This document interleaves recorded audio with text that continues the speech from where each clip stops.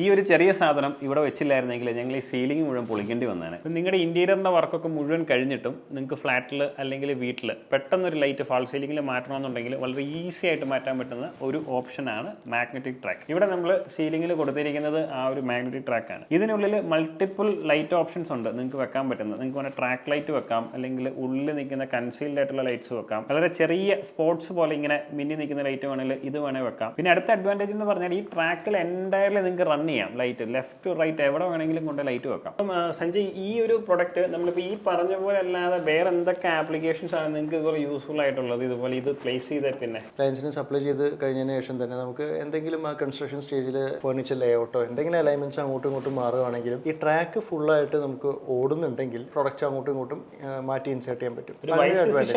Track പ്രോപ്പറായിട്ട് run ചെയ്യാം, flexibility കിട്ടും. നമുക്ക് എവിടെയെങ്കിലും അങ്ങോട്ടും ഇങ്ങോട്ടും ഫർണിച്ചർ മാറ്റുമോ, അല്ലെങ്കിൽ ഒരു കൗച്ച് കൊണ്ട് ആഡ് ചെയ്യുക, അല്ലെങ്കിൽ ഒരു ആക്സൻ ചെയർ കൊണ്ട് ഇടുക, എന്തെങ്കിലുമൊക്കെ ചെയ്യുന്നുണ്ടെങ്കിൽ നമുക്കതൊന്ന് ഹൈലൈറ്റ് ചെയ്യണമെങ്കിൽ അങ്ങനത്തെ കുറേ ഓപ്ഷൻസ് കിട്ടും. പിന്നെ കുറേ ഫിക്സ്ചേഴ്സും വരുന്നുണ്ട്, ഡിഫറെൻറ്റ് ഫിക്സ്ചേഴ്സ് വരുന്നുണ്ട്. ഇവിടെ നമ്മൾ ഉപയോഗിച്ചിട്ടുള്ള പ്രൊജക്ഷൻ ഒന്നും പുറത്തേക്ക് അധികമില്ലാത്ത പ്രൊഡക്ട്സ് ആണ്. പ്രൊജക്ഷൻ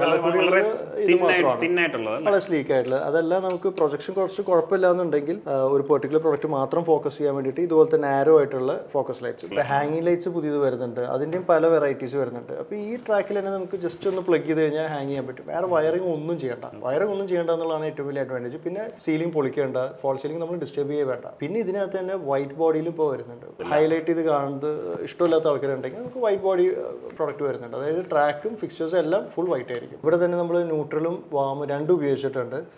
വൈറ്റിൽ വരുന്നില്ല, ന്യൂട്രലും വാമിൽ രണ്ടിലും അവൈലബിൾ ആണ്. അപ്പം ഇനി ഇതേപോലുള്ള സ്പേസസ് നിങ്ങൾക്ക് ഫ്ലെക്സിബിൾ ആയിട്ട് ലൈറ്റിംഗ് ഓപ്ഷൻ സ്പേസിൽ വേണമെങ്കിൽ സ്പേസ് ഡിസൈൻ ചെയ്യുന്ന സമയത്ത് നിങ്ങൾക്കും ഇതേപോലെ തന്നെയുള്ള മാഗ്നറ്റിക് ട്രാക്സ് ഈസി ആയിട്ട് കൺസിഡർ ചെയ്യാൻ പറ്റുന്നതാണ്.